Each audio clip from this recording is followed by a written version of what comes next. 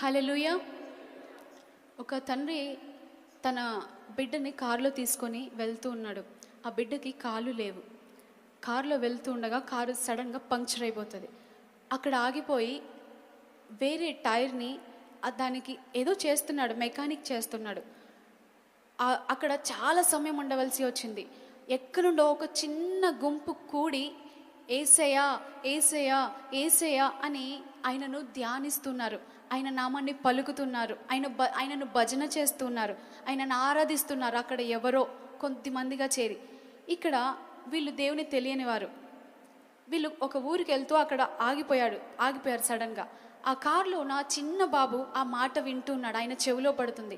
తన తండ్రి అయితే ఆ పనిలో బిజీ అయిపోయి ఏంటి నా పరిస్థితి ఏంటి, ఇప్పుడు ఎలా వెళ్ళాలి అది ఆలోచిస్తూ ఉన్నాడు. కానీ ఈ చిన్న బాబు ఆ మాట వింటూ ఉన్నాడు. ఆ మాట చెవిలో పడుతూ ఉంది. మనం చాలాసార్లు ఏదైతే వింటామో అదే నోట నుండి వస్తుంది. అందుకే మనం వినేది చాలా జాగ్రత్తగా ఉండాలి. ఆ చిన్న బాబు ఆ వింటూ ఆ బాబు కూడా ఏసయ్యా ఏసయ్యా అంటూ ఉన్నాడు.